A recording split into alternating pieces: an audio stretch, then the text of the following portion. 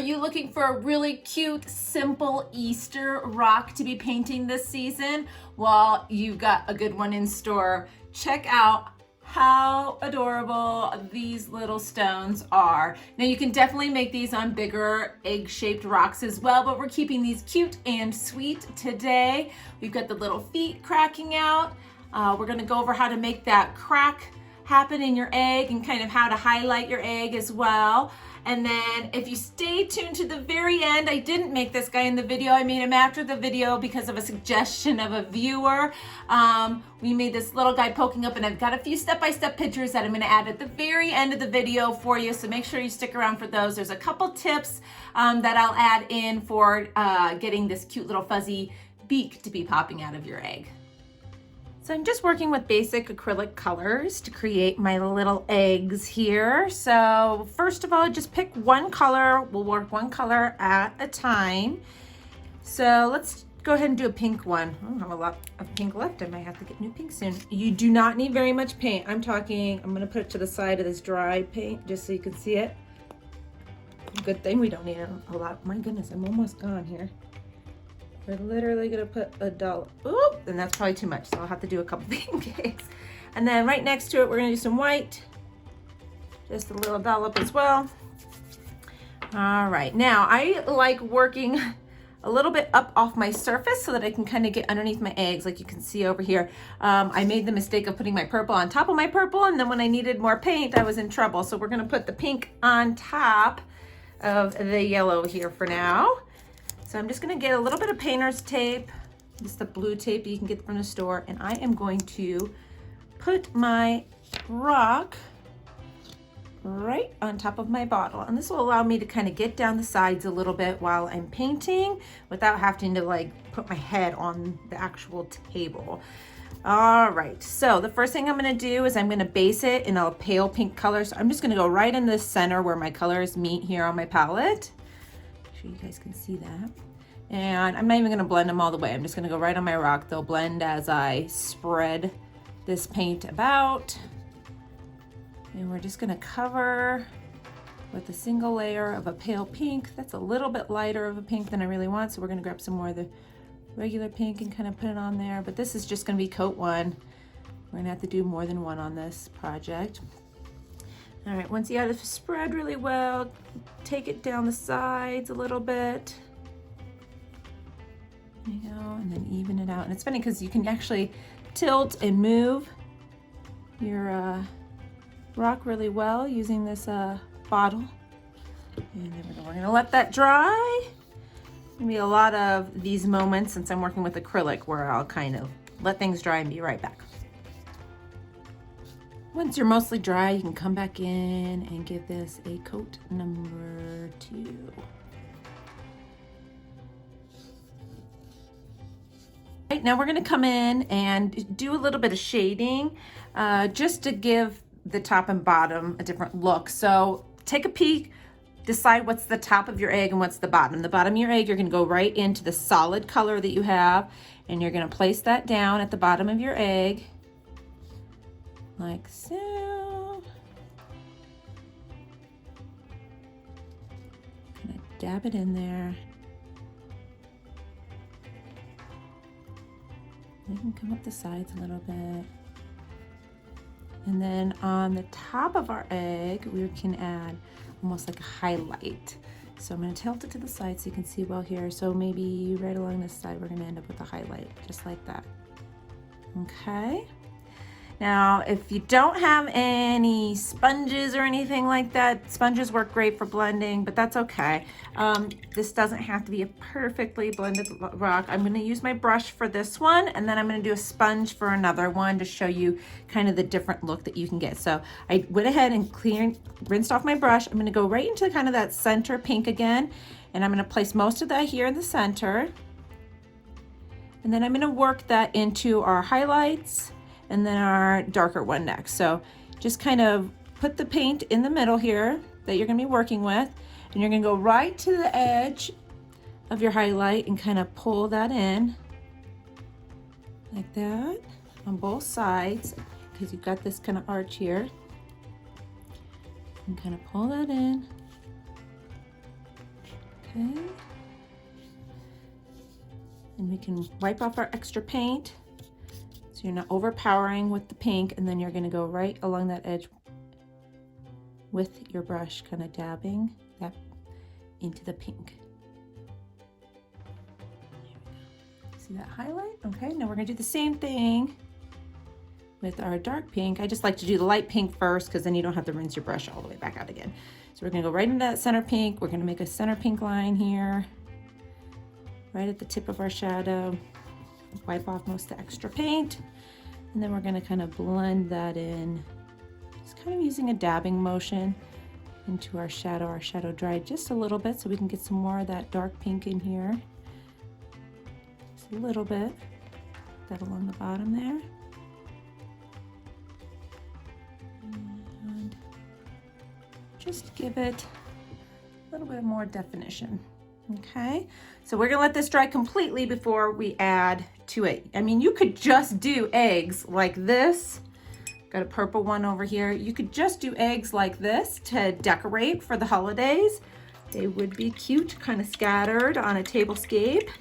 But see, I've got a lot of paint left over, so I'll definitely have to do a couple more pink ones as well. So we're gonna let this dry all the way, and then we will keep going on this project.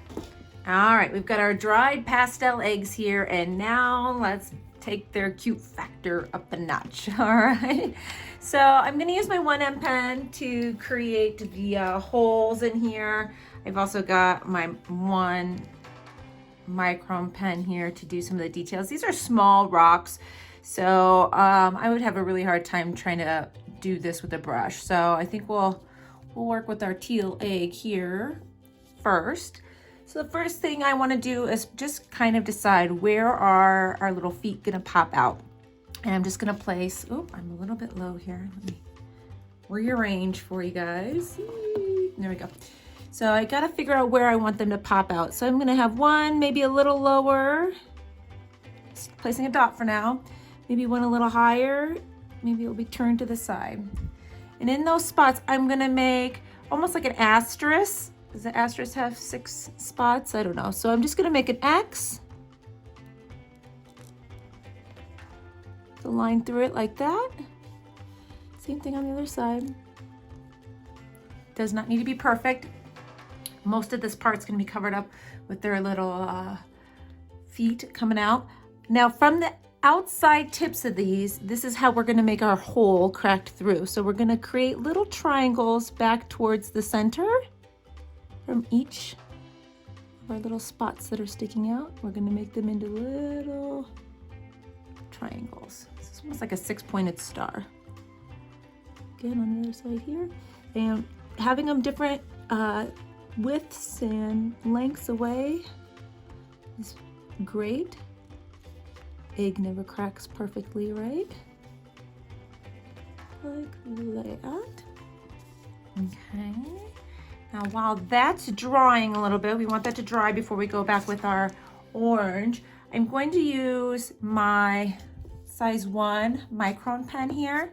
We're going to pull off this cracked look a little bit more by adding some more details. I might start taping my rocks to the top of my bottles more often because this is very convenient for tilting and showing you guys what I'm doing. So I'm just gonna take my pen and I'm going to, from the tip, the outer edge of each of these spots, I'm gonna kind of try to keep it from being too straight of a line.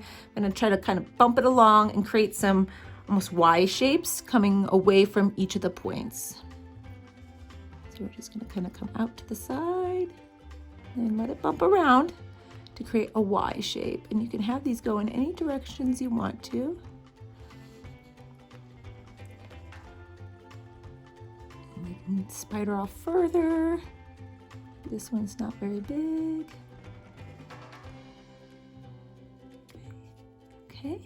And then you can also take quickly and just make sure that there's not a huge definition between like the tip of the inside and the outside. So see how this kind of looks thin going into that? You can make that a little bit more of a solid line. See that simplest little extra bit changes the look of it, makes it more cohesive. Now, if you're working on larger rocks, you could do this with probably with your Posca, but these are really little rocks. So we're just gonna add on 2 little feet coming out of here, little chick feet. So to do that, I'm just gonna get a little dollop of paint on my dotting tool, and I'm going to place a dot here like so, and then we're gonna come up 1, 2, 3, just like that.